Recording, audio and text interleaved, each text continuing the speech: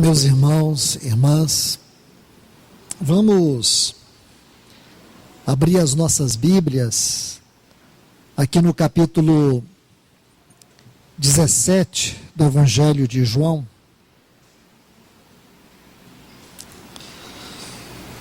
Vamos orar para que o Senhor nos guie pelo seu Espírito Santo nesta noite, na sua palavra. Nós vamos estudar aqui neste capítulo 17 a segunda palavra sobre o tema chamados à comunhão do seu Filho. Vamos orar. Pai, no nome de Jesus, nós apresentamos ao Senhor esse tempo, nos colocamos diante de Ti mais uma vez, pedindo que a Tua misericórdia venha reinar nesse tempo.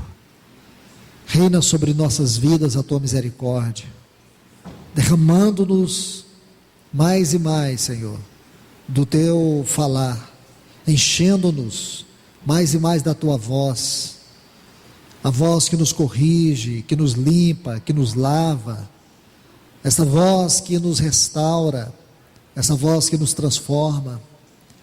Senhor, dá-nos um coração como o coração de João, coração que Te ouvia, coração que se reclinava no Teu peito, não o coração de Judas, que apenas escutava e Te seguia, mas não andava nas Tuas pegadas.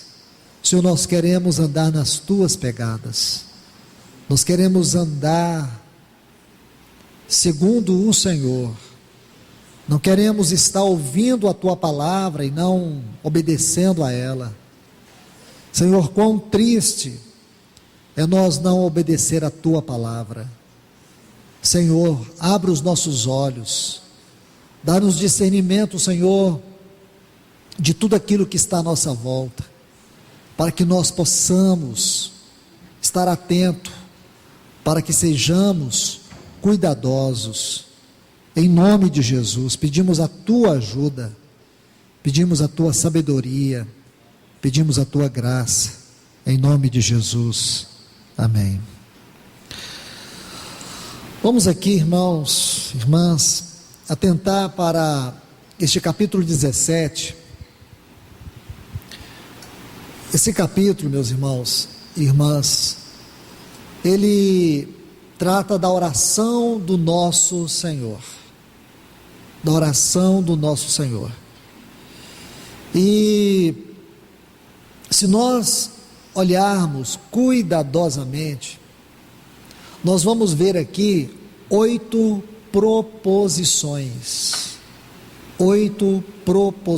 neste capítulo. Essas proposições é uma forma de estudar este capítulo, porque aqui nós temos a oração do nosso Senhor. Aqui nós temos a oração do nosso Senhor. Por que não dizer que esta é a maior, a mais profunda, a mais grandiosa oração que existe? Não há uma outra oração feita pelo homem que se compare a esta oração. Sabemos que há muitas formas, e muitos homens de Deus estudaram este capítulo. Essas 8 proposições é uma forma de nós estudá-lo, é uma forma de nós ver este capítulo e entender a mente do Senhor. Quando você examina este capítulo 17 do Evangelho de João, você vai ver que existe uma frase aqui: para quê? Esta frase, ela tem algumas ocorrências aqui no texto original. Em algumas versões nós vemos até mais de 8 ocorrências. Porém, dentro daquilo que é essencial, isto é, dentro daquilo que o nosso Senhor, que é o tema central desta oração, nós vamos ver 8 proposições. Estão me compreendendo? Dentro daquilo que é a essência da oração do nosso Senhor, nós vamos ver 8 proposições. Já estudamos 3. A primeira está aqui no versículo 1, quando ele diz assim: essas coisas falou Jesus, e levantando os olhos ao céu, disse: Pai, é chegada a hora, glorifica teu filho. Para quê? Este é o primeiro. Para quê? Também teu filho glorifique a ti. Aqui está o primeiro para quê. Para que teu filho glorifique a ti. Essa proposição foi estudada no domingo pela manhã. Agora vamos para o versículo 11. Versículo 11 está assim: já não estou no mundo, mas eles no mundo estão, e eu vou para ti, Pai Santo. Guarda-os em teu nome, o que me tens dado. Para quê? Estão vendo mais uma vez? Para que sejam um, assim como nós.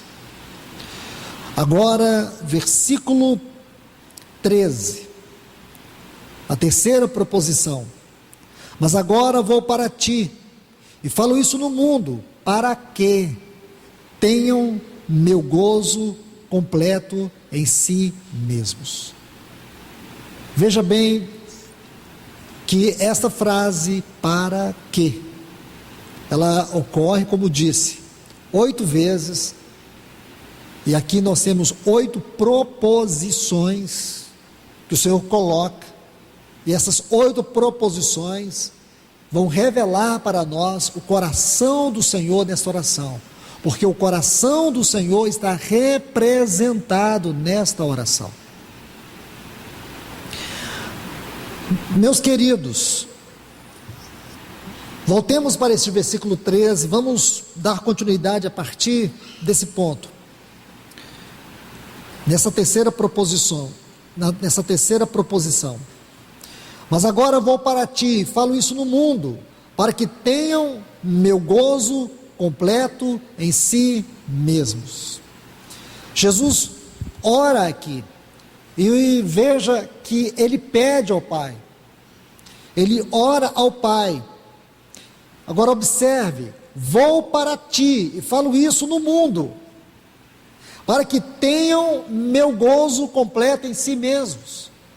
A oração do Senhor era que os seus discípulos tivessem o gozo completo. O que significa este gozo completo? Para nós entendermos isto, temos que vir aqui na primeira epístola de João, o capítulo 1, os versículos 3 e 4, e nós vamos ver essa sincronia, essa configuração que existe desses versículos 3 e 4, do capítulo 1 de 1 João, com essa terceira proposição que encontramos aqui no versículo 13 de João 17. Observe, primeira epístola de João, capítulo 1, e os versículos 3 e 4. O que temos visto, ouvido, isso vos anunciamos também. Agora olha a proposição se repetindo aqui, para quê? Porque essa proposição, essa proposição que o Senhor está propondo aqui pelo seu Espírito através de João, fala de propósito. Esse para quê é propósito. Qual é o propósito de tudo que eles viram, ouviram e pregaram? Para que também vós tenhais comunhão conosco. Irmãos, irmãs, amados em Cristo, este é o propósito, comunhão, para que tenhais comunhão conosco. Agora ele vai definir o que é comunhão, e a nossa comunhão, preste atenção nisso, verdadeiramente o que é a comunhão verdadeira, é com o Pai e com seu Filho Jesus Cristo. Isto é comunhão. Meus irmãos, irmãs, O tema dessas mensagens se encontra lá em 1 Coríntios, capítulo 1, versículo 9, chamados à comunhão do seu Filho. Nós fomos chamados a esta comunhão. Veja que uma das mais trágicas, terríveis obras que Satanás tem realizado na igreja e contra ela é destruir comunhão. Você vê muitas pessoas falando de unidade, e eles querem unidade de organização, eles querem unidade de denominações, unidade de organização, unidade de pensamento denominacional ou de denominações. Não é a unidade do Espírito. A unidade do Espírito significa que nós temos que congregar debaixo de um único nome, e esse nome é o nome do Senhor. Não existe a unidade do Espírito em termos de organizações, não há unidade do Espírito em termos de denominações, porque unidade, comunhão, é algo estritamente espiritual, não é um arranjo de ideias. Aqui ele define o que é comunhão. A nossa comunhão é com o Pai e com o seu Filho, o que implica dizer, quando nós tocamos no irmão, nós estamos tocando em Deus. Como Paulo, lembra? Quando ele ouviu de Jesus, lá em Atos 9, eu sou Jesus a quem tu persegues. Quem Saulo de Tarso perseguia? Ele perseguia a igreja de Cristo. E o que quer dizer isso, irmãos? Que quem toca na igreja de Cristo, toca em Cristo. Quem toca no irmão, está ferindo a comunhão do Pai e do Filho. Comunhão, irmãos, não é uma necessidade que nós sentimos e passamos a criar.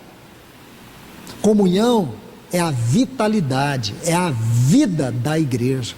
Uma igreja que desconhece o que é comunhão, ela não conhece o que é salvação. Eu vou colocar isso bem prático. Um cristão que não sabe o que é comunhão, também não sabe o que é salvação. Salvação para ele ainda está em esfera religiosa. Salvação para ele ainda está numa esfera de mente humana. Salvação verdadeira, ela produz a comunhão verdadeira. Salvação não se limita no perdão dos pecados, ela começa com o perdão dos pecados, mas qual é a finalidade mais elevada da nossa salvação? A finalidade mais elevada da nossa salvação é entrarmos e participarmos da comunhão eterna com o Filho de Deus. Se começa com o perdão, conclui na comunhão. Então, se é vital a comunhão com o Senhor Jesus, essa comunhão nunca vai acontecer se ela não for primeiramente ou desfrutada entre nós. É a isso que o nosso Senhor está orando. Então ele diz, e a nossa comunhão verdadeiramente é com o Pai e com o seu Filho. O que quer dizer? Quando você tem comunhão com o irmão, essa comunhão verdadeiramente é com o Pai e com o seu Filho. Se você diz, eu sinto prazer na comunhão com meu irmão, de fato essa comunhão que você sente prazer com o seu irmão, é a comunhão que você tem com Deus. A nossa comunhão com Deus é medida pelo relacionamento que nós temos com os irmãos. Vocês compreendem isso? Talvez, irmãos, estamos diante aqui de um dos assuntos mais importantes para a nossa realidade congregacional, para a nossa expressão como igreja. Por que Satanás trabalha tanto para nos dividir? Sempre na divisão, quando tem divisão, quando tem dissensão, quando tem facção, as pessoas sempre dizem, acham, julgam que estão certas. Sempre julgam. Por isso, a melhor maneira, se alguém quer dividir de você, deixa a porta aberta para ele. Não saia, deixe ele sair. Mas fique com a porta aberta, para quando ele voltar, ele ver que ele nunca foi amado, como ele sempre foi amado por você.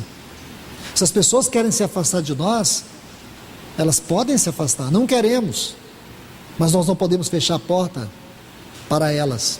Temos que deixar nossos braços abertos, porque nós infelizmente, porque o inimigo trabalha, ele promove a divisão no coração das pessoas. Então nosso Senhor está orando sobre isso. Agora veja, essas coisas vos escrevemos, versículo 4, para que o vosso gozo seja completo, a mesma coisa. Então está vendo, versículo 13, do capítulo 17 do Evangelho de João, para que tenham o gozo completo. Aqui está o gozo completo. Que gozo completo é este? O gozo completo só é possível na vida de comunhão. Irmãos e irmãs, nós nunca verdadeiramente vamos desfrutar de uma realidade celestial na nossa vida se não for na comunhão.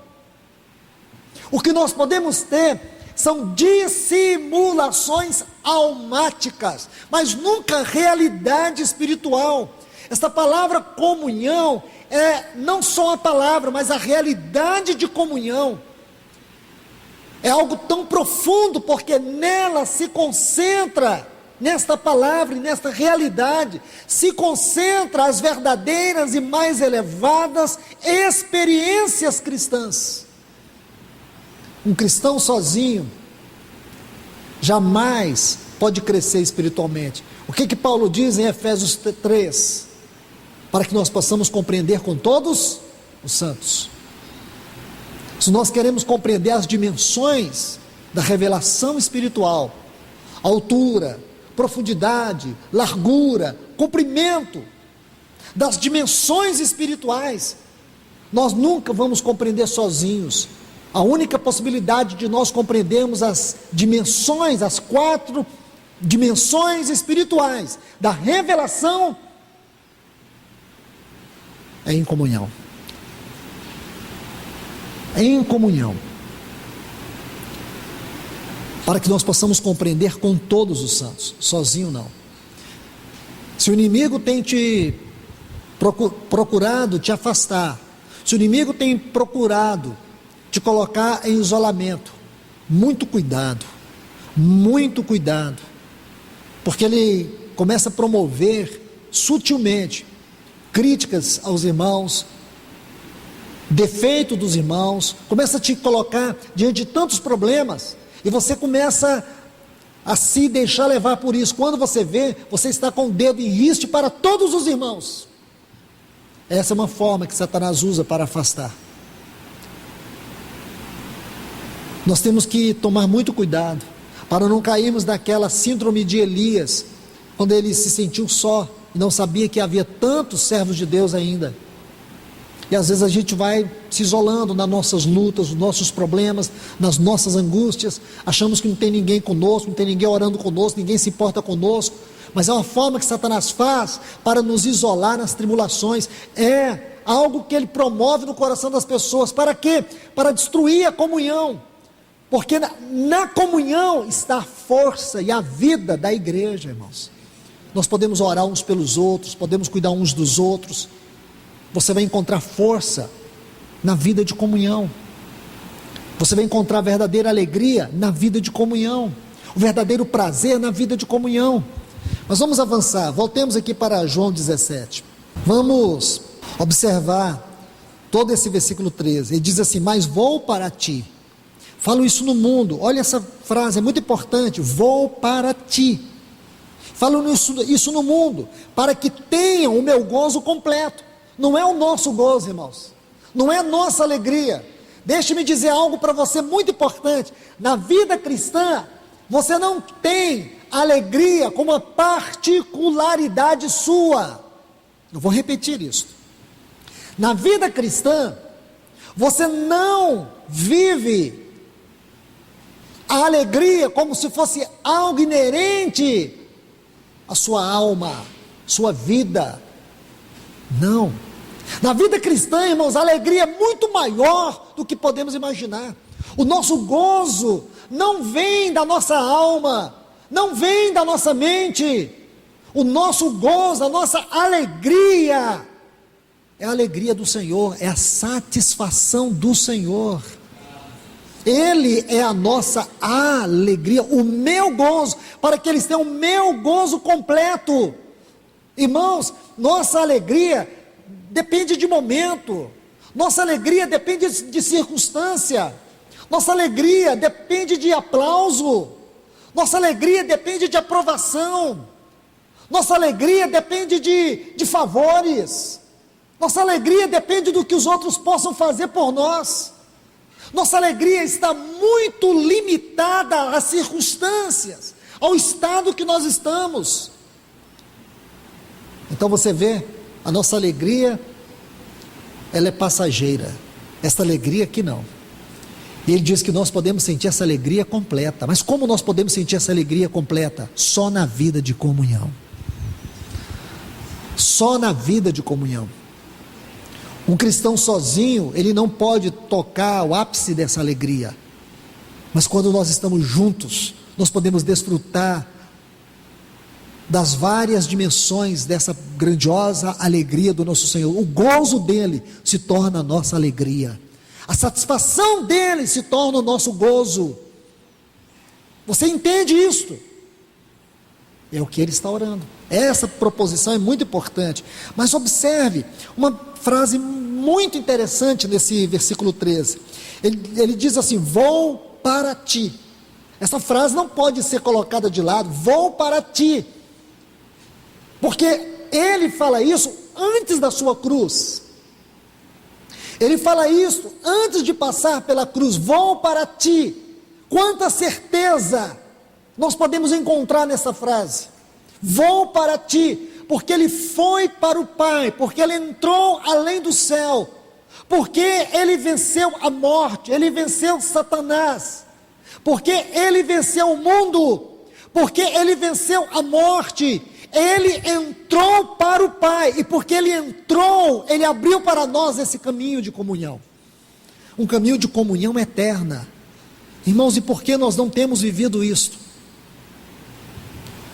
Irmãos, toda explicação para a nossa fraqueza, para a nossa pobreza espiritual está em nós mesmos, está na nossa ignorância, está porque nossos ouvidos são fechados para ouvir a voz de Deus. É porque nós temos olhado mais para o tamanho dos nossos problemas do que para o tamanho de Deus. É porque nós temos limitado nossa vida às circunstâncias que vivemos. Tem o dia mau, tem dias que é ruins, tem momentos que você não gostaria de estar vivo nessa terra, há situações que você não gostaria de enfrentá-las. Todos nós enfrentamos dias maus, enfrentamos problemas muitas vezes insolúveis, enfrentamos momentos de terríveis angústias. Mas irmãos, eu e você temos o sumo sacerdote diante de Deus que entrou por nós. Ele tem a resposta para o que precisamos, ele tem alegria para as nossas angústias, ele tem tudo que nós necessitamos. O choro dura uma noite, mas a alegria vem pela manhã. Ele entrou naquela dura noite de trevas, para que o raiar do dia, a sua ressurreição fosse proclamada. Então nós temos, irmãos, este gozo, nós temos esta alegria, porque ele entrou por nós. Olhe para isso, entrou por nós, pelo vivo e novo caminho. Hebreus capítulo 6, versículo 20, diz que ele entrou por nós. Se você pegar o capítulo 10, a partir do versículo 19, quando ele diz: tendo, pois, intrepidez, irmãos, para entrar no santo dos santos. Olha aí, entrar, que palavra rica é essa? Entrar, não é ficar fora, entrar. Mas a imensa maioria dos cristãos estão ficando fora. Eles se contentam com vida cristã religiosa. A vida cristã religiosa não é vida cristã. Ter religião não é ter Cristo.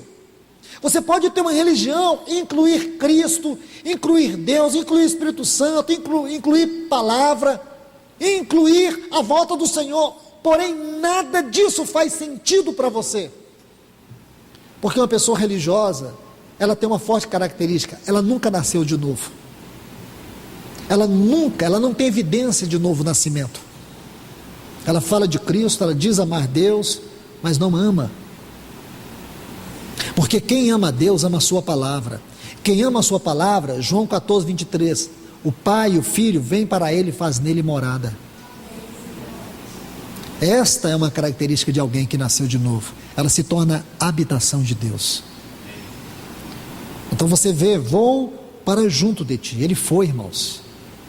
Então se você vai para Hebreus capítulo 10, o versículo 19, você sabe que esse capítulo ele tem 3 sessões. Essa sessão aqui que inicia no versículo 10, você sabe que é a segunda sessão.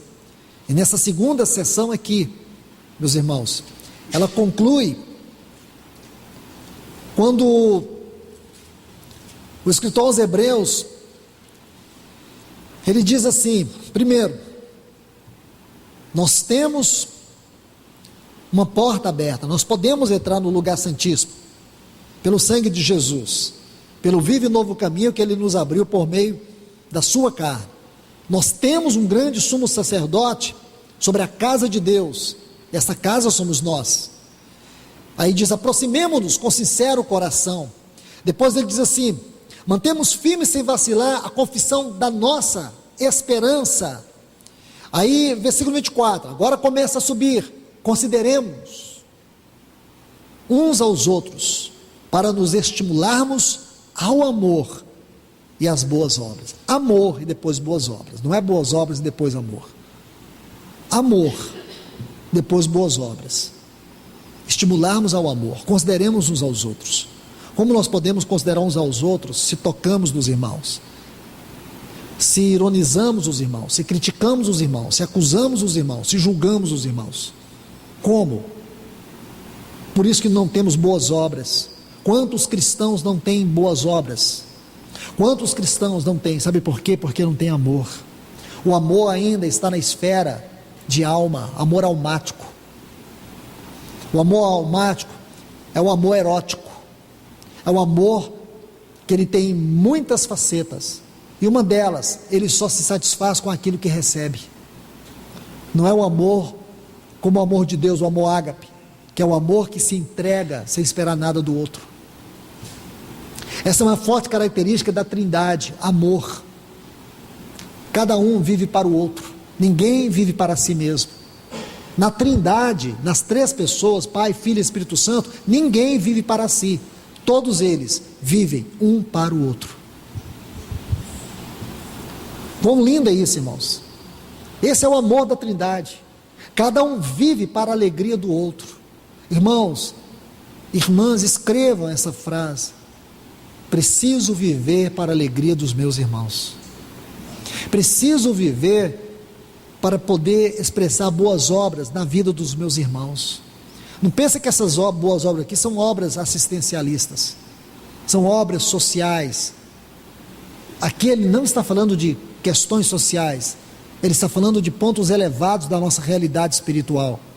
Agora, por favor, olha o que ele diz logo em seguida: não deixemos de congregar. Essa palavra congregar só ocorre 2 vezes em todo o Novo Testamento, aqui em 2 Tessalonicenses 2:1. Lá em 2 Tessalonicenses 2:1, a frase reunião com o Senhor. Então é isso que ele está dizendo, nossa comunhão com o Senhor. Então, por favor, veja, começa no versículo 19 e termina no versículo 25. Começa com entrar no lugar santíssimo e termina com a nossa comunhão com o Senhor. É pouco, irmãos, o que nós vemos aqui nessa sessão? Não é. É justamente isso que você vê aqui nesse capítulo 17, quando ele diz: vou para junto de ti. Vamos voltar, amados. Era só para a gente começar a avançar, mas ficamos bastante tempo aqui nessa terceira proposição. Vamos para a quarta. Olha o versículo 19. É por eles que eu me santifico a mim mesmo. João 17, 19. É por eles que eu me santifico a mim mesmo. Para quê? Está vendo aí? Mais uma vez a frase. Para que também eles estejam santificados na verdade. Se você pegar o versículo 17, ele vai amplificar esse versículo aqui. 19. Santifica-os em tua verdade. Tua palavra é a verdade. Então aqui nós temos 2 textos que formam um quadro muito precioso para nós. Observe, a chave para nós interpretarmos Essa quarta proposição, que está na frase, para que eles também sejam santificados na verdade, está nessa primeira parte do texto. É a favor deles que eu santifico a mim mesmo. Deixe-me acrescentar 2 textos, para nós entendermos esta frase que está na primeira parte do versículo 19 aqui. Me santifico a mim mesmo. 2 textos, para ampliar, jorrar luz sobre essa frase. Primeiro, Atos 2:22. Atos 2:22. Quando Pedro está pregando, e um dos temas de Pedro está nesse versículo 22. Jesus, varão aprovado por Deus. Ele foi o varão aprovado por Deus. O varão, o homem, que ninguém poderia colocar o dedo, acusá-lo de alguma falha. Aquele que era irrepreensível diante de Deus. Ele diz: eu me santifico a mim mesmo, é por eles que eu me santifico a mim mesmo. O outro texto, Hebreus 4:15. Hebreus 4:15, onde diz: em tudo foi tentado a nossa semelhança, porém sem pecado. Agora junte os três textos. João 17:19, é a favor deles que eu santifico a mim mesmo. Atos 2:22, Jesus, varão aprovado por Deus. Hebreus 4:15, ele foi tentado a nossa semelhança em todas as coisas, porém sem pecado. Importante isso, irmãos, muito importante. Deixe-me colocar mais alguns pontos dentro dessa proposição. Versículo 17, como eu acabei de lhes dizer: santifica-os na verdade, tua palavra é verdade. Tua palavra, a palavra é o transmitir da própria vida divina para dentro de nós, operando santificação. Não existe santificação, meus irmãos, não existe santificação por meio de métodos. Às vezes as pessoas deixam de fazer isso, deixam de fazer aquilo, deixam de comer isso, deixam de comer aquilo, mas isso não produz santificação.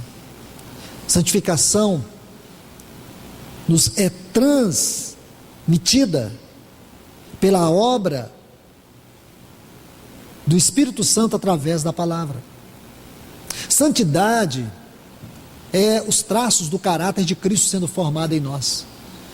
E o meio de Deus trabalhar a santidade da nossa vida é por meio da palavra. Aqui está o princípio colocado nesses textos.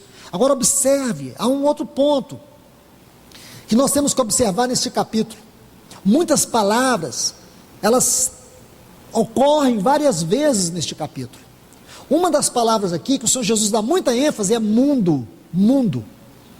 E aqui nós precisamos juntar 2 palavras para estudá-las e entender qual a conexão que elas têm. Por que elas estão aqui? A primeira aqui é santidade, ou santificação, ou santidade mesmo. A segunda é mundo, porque ele vai dizer várias vezes.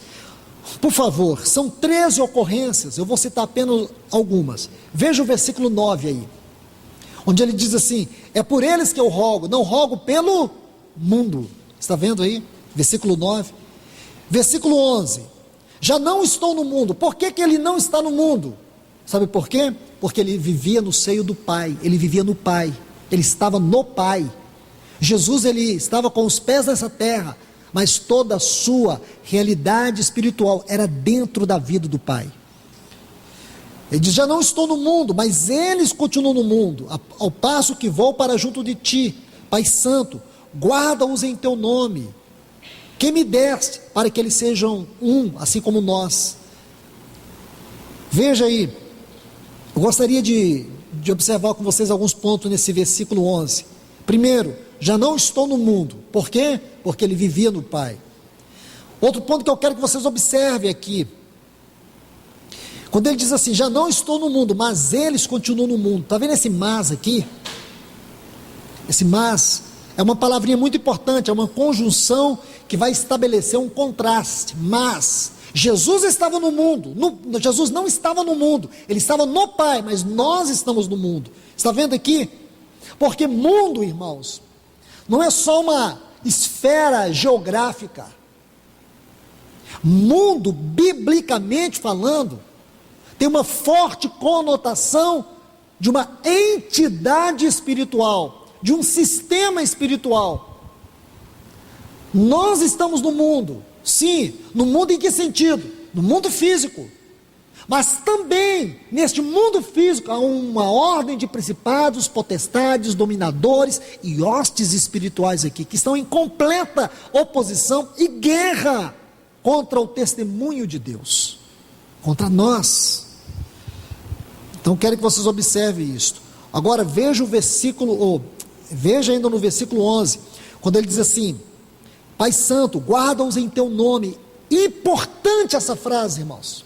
Importante, ela é uma chave muito importante para nós entendermos muitas coisas que têm acontecido e estão acontecendo. Guarda-os em teu nome. Ela ocorre 4 vezes aqui neste capítulo. Versículo 6, está vendo aí? Versículo 6, manifestei o teu nome, está vendo? Versículo 11, Pai Santo, guarda-os em teu nome. Versículo 12, quando eu estava com eles, guardava em teu nome. Versículo 26, eu lhes fiz conhecer teu nome, está vendo? São essas as ocorrências, as 4 ocorrências. Quando nos colocamos debaixo de qualquer nome que não é o nome de Deus, porque o que significa o nome de Deus?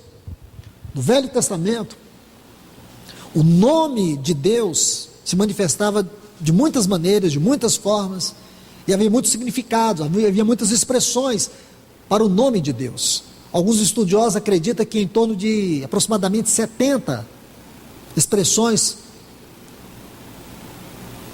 que os judeus usavam para se referir a Deus, para clamar, para proclamar. Mas na verdade, irmãos, o nome tem a ver com o caráter essencial, a expressão de Deus, seu caráter. O nome de Deus tem a ver com o seu caráter. Aí Jesus ora para que nós estejamos debaixo do nome de Deus. Quando nós não estamos debaixo do nome de Deus, nós perdemos a realidade de comunhão. Por isso, irmãos, que denominação não é uma coisa de Deus.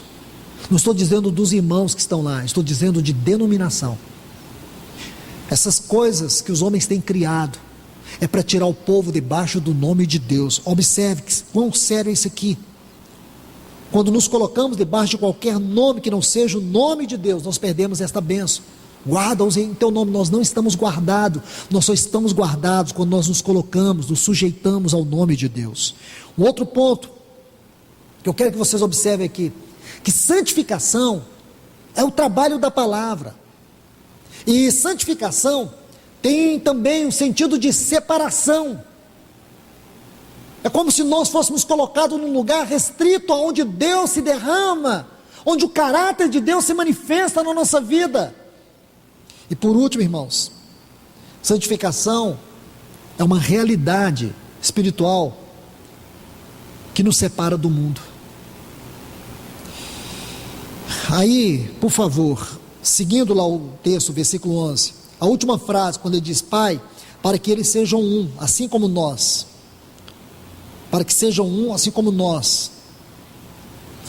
2 grandes e terríveis poder, o mundo, como entidade espiritual, como entidade satânica, tenta operar contra a igreja do Senhor. Satanás, ele se utiliza do mundo para realizar 2 terríveis obras contra a igreja. A primeira, tirar-nos debaixo do nome do Senhor, arrancar-nos do nome do Senhor. E segundo, destruir nossa comunhão. Por isso, irmãos, o trabalho da palavra, o trabalho santificador da palavra, nos coloca debaixo do nome de Deus e nos livra do poder do mundo. Que versículo poderoso esse versículo 11, irmãos. Vamos avançar. Deixe-me citar, pelo menos, mais 2 versículos aqui, onde ele fala do mundo nesse capítulo 13. A última parte do versículo 14, ele diz assim: o mundo os odiou, porque eles não são do mundo, como também eu não sou do mundo. Então lembre, Jesus disse, eles estarão no mundo. Agora ele diz, nós não somos do mundo. A única forma de nós não sermos do mundo é se a palavra trabalha em nós, operando santificação. Aí, versículo 15: não peço que os tire do mundo, e sim que os guarde do mal. Então você vê aqui que dentro de todo esse contexto do que o Senhor está orando, e observando aqui esse versículo 19, quando ele diz, é por eles que eu me santifico,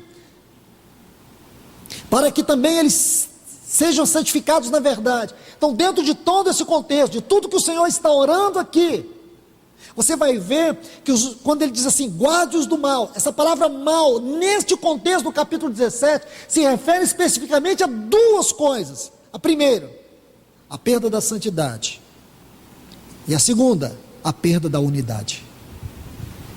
Mal aqui, dentro desse contexto do capítulo 17, se refere a duas coisas: perda da santidade e a perda da unidade, a perda da comunhão. Quando o mundo está operando na vida da igreja, ela vai perder santidade e ela vai perder a unidade. Essa é uma forte característica quando o mundo prevalece sobre a igreja. Agora, por favor, vamos avançar aqui no capítulo 17. Versículo 21. Para que todos sejam um.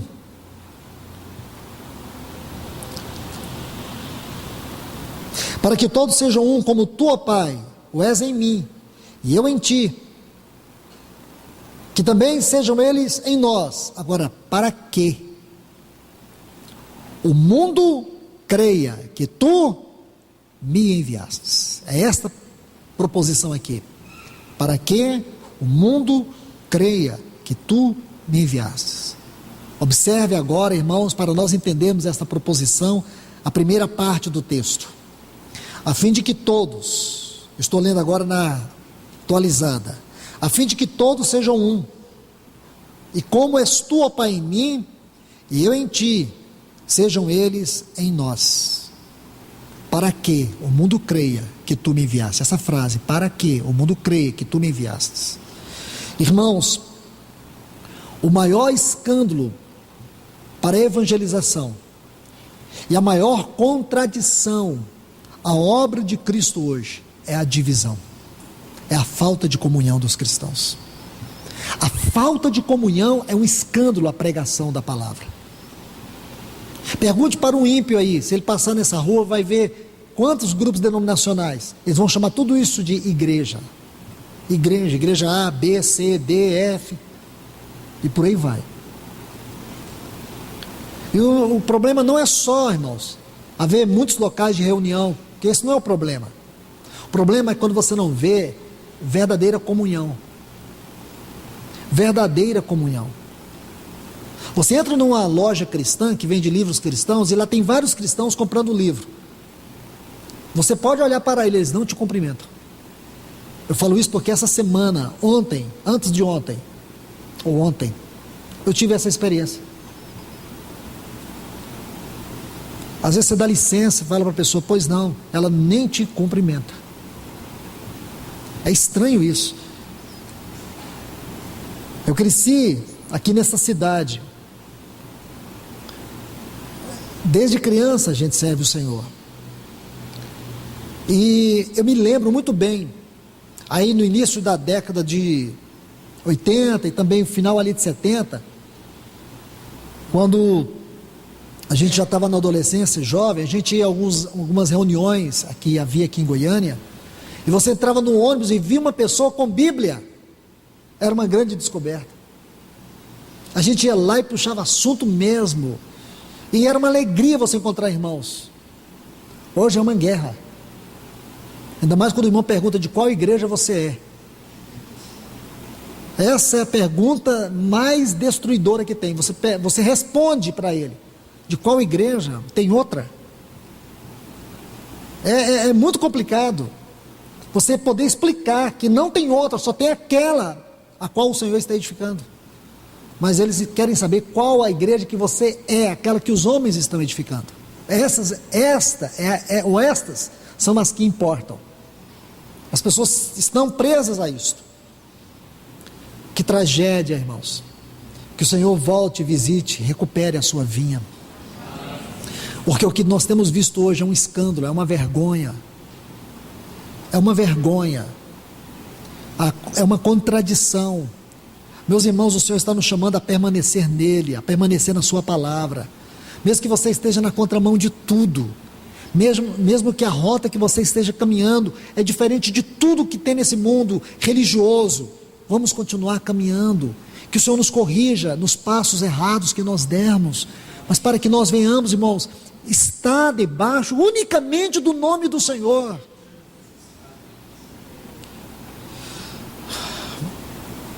Vamos para a sexta proposição. A quinta é essa do versículo 21, a sexta no versículo 22. Eu lhes tenho dado a glória que me deste, para que sejam um como nós o somos. Irmãos, eu peço ao Senhor que abra os nossos olhos sobre esta proposição. Peço ao Senhor que nos ajude a ver esse texto, como ele de fato procede da mente do Senhor, como todos aqui. Essa proposição é muito rica. Irmãos, vamos repetir isso quantas vezes for preciso. Olha o que ele diz: para que sejam um, como nós o somos. Como nós, ele está falando para o Pai, ele está falando com o seu Espírito. O Pai, o Filho e o Espírito Santo, essas três pessoas, como essas três pessoas são um, nós também sejamos. Você já pensou alguma vez, você já refletiu sobre essa frase? Nós não temos como esgotá-la. Ninguém é capaz de esgotar essa frase, mas vamos tentar, usando uma didática simples.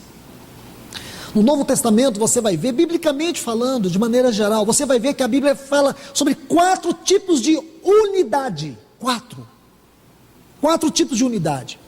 A primeira é a unidade entre as 3 pessoas da Trindade: Pai, Filho e Espírito Santo. 3 pessoas. Essas 3 pessoas é uma unidade eterna, inescrutável.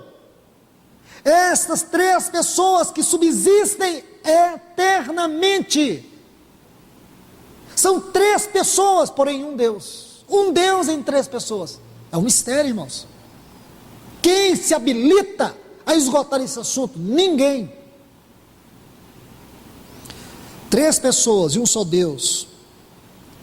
Uma só substância eterna, constituída de 3 pessoas distintas. 3 pessoas distintas compõem este Deus eterno, poderoso. Porém eles são um, embora 3 pessoas. Que unidade, que comunhão que eles têm. Vida, amor, relacionamento que existe entre eles. Ninguém vive para si, um vive para o outro. O Pai está no Filho, o Filho está no Pai. O Espírito Santo que promove essa glória de comunhão que existe nessas 3 pessoas. É isso que ele está dizendo, irmãos. Nós podemos ser muitos, mas somos um só corpo. Podemos estar espalhados em muitos lugares, mas somos um só corpo, e é nele que nós vivemos, e nos movemos, e existimos. Nossa esfera de unidade não se limita à doutrina, não se limita a paredes, não se limita a nossas revelações, conhecimento, nada disso, irmãos. A nossa esfera de unidade se limita a Cristo. Ele é a esfera da nossa unidade. Segunda unidade, irmãos, é a unidade das 2 naturezas do nosso Senhor Jesus.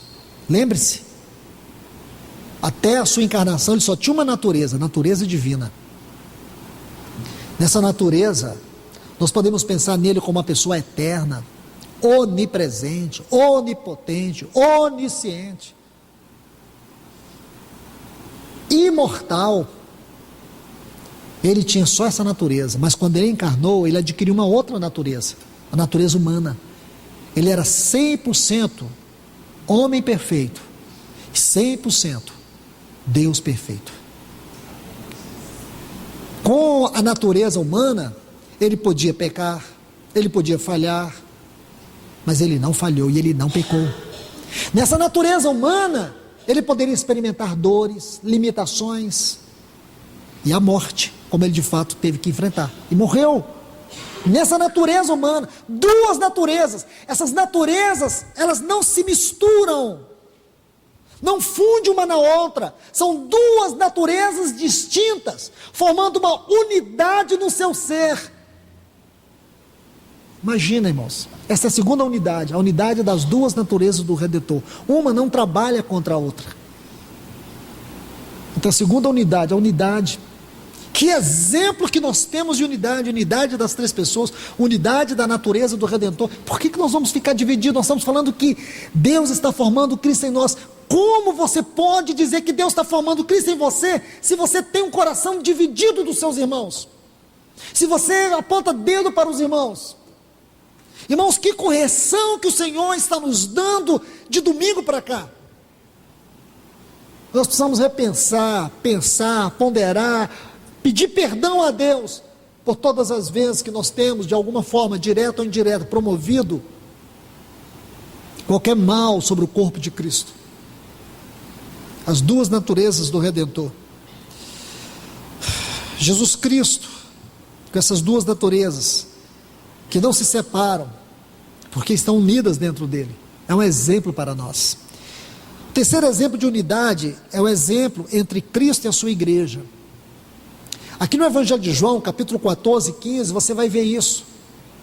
Observe aí o capítulo 14, se você quiser olhar alguns textos, apenas dois. O versículo 18 e o versículo 20 do capítulo 14. Olha o exemplo de unidade entre Cristo e a sua igreja. No versículo 18 ele diz assim: não vos deixarei órfãos, voltarei para vocês. Ele vai voltar para nós, para dentro de nós. Aí no versículo 20, ele vai complementar o que ele está dizendo. Naquele dia, vós conhecereis que eu estou no Pai, e o Pai em mim, e vós em mim, e eu em vós. Que dia é esse, irmãos? Alguns discutem esse dia,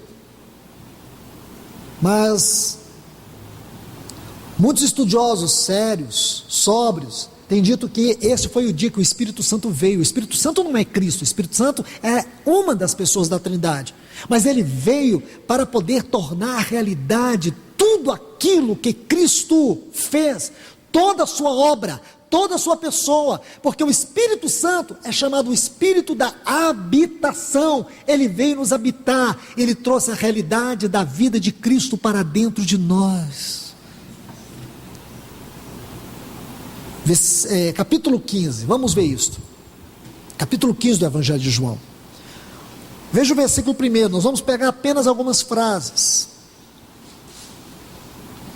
Ele diz assim: eu sou a videira verdadeira. Versículo 2: todo ramo que estando em mim, olha essa frase. Então Jesus disse: eu sou a videira verdadeira. Versículo 2: todo ramo que estando em mim. Você já viu a videira? Ou uma videira? A videira, ela é constituída de ramos. Se você tirar todos os ramos da videira, o que vai sobrar? Nada. Porque a videira é os ramos. Se você pegar um ramo da videira e dizer assim: aqui está uma videira, isso está correto. Está correto. Porque o ramo da videira é a videira. A videira é o ramo. Se você tira os ramos da videira, não existe videira. Que linda isso, irmãos. Ele diz: eu sou a videira, vós os ramos.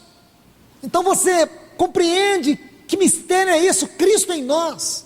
Naquele dia vocês vão ver que eu estou no Pai, o Pai está em mim, eu vou estar em vocês, e vocês vão estar em mim. Que unidade gloriosa é esta? Observe, irmãos, versículo 4: permanecei em mim, e eu permanecerei em vós. Aí no 5 ele diz: eu sou a videira, e vós os ramos. Não é maravilhoso isso, irmãos? É a unidade entre Cristo e nós. Esses são os exemplos. E a quarta unidade é a unidade da igreja. Então são 4 tipos de unidade que a Bíblia fala: A unidade das três pessoas, a unidade das duas naturezas, a unidade entre Cristo e nós, e quarto, a nossa unidade, a nossa comunhão entre nós. Você não pode pensar na nossa comunhão sem pensar nessas outras três. Irmãos, comunhão é a palavra que define a Trindade. Comunhão é a palavra que define Deus. Não é solidão, é comunhão. Deus é definido por comunhão. Então nós não podemos ser divididos. Nós não podemos viver com falta de harmonia. Nós temos que ter harmonia, temos que ter amor, temos que ter cuidado uns com os outros. Muitas vezes os irmãos dizem assim: mas fulano não vem na minha casa, eu não vou na casa de fulano. Irmão, não é ir em casa. Porque se fosse nessa base aqui, muitos irmãos não iam nem olhar na minha cara, porque eu não sei nem onde eles moram. Não é ir na casa. Isso pode ser uma consequência. A comunhão está além disso, irmãos. A comunhão está muito além disso. Fulano nunca veio aqui comer comigo. Você já convidou? Nós muitas vezes pegamos quinquilharia para poder destruir uma coisa eterna. É como se a gente quisesse pegar as migalhas que caem da nossa mesa para poder jogar na face de Deus. Irmãos, não façam isso. Não fique maculando comunhão. Comunhão não tem nada a ver com afinidade, é muito maior do que afinidade. Você pode não concordar com algum ponto bíblico, como por exemplo, não é que a Bíblia tem contradição, mas às vezes alguns irmãos, e o Senhor não deixou isso claro, segundo o seu propósito. Para muitos está claro, para outros não está. Por exemplo, se a igreja vai ou não vai passar pela grande tribulação. Para muitos irmãos esse assunto é claro, para outros não. Se o irmão pensa diferente de você nesse ponto, não divida dele. O irmão guarda o sábado, aquele não guarda o sábado, ele já prefere se consagrar mais, se dedicar mais no domingo. Irmãos, não vamos por causa de dias, não vamos nos ofender. Não fale contra o seu irmão por causa dessas coisas. Não é afinidade, não é por causa da cor dos olhos da pessoa que você vai se dividir dele. Comunhão é muito maior do que isso, irmãos. Colossenses 27 diz assim: Cristo em vós é a esperança da glória. Olha que exemplo lindo. Não sou eu quem vivo, Cristo vive em mim. Olha que coisa linda, irmãos. É isto. Vamos terminar aqui, irmãos. Prometo para vocês que vou terminar rápido.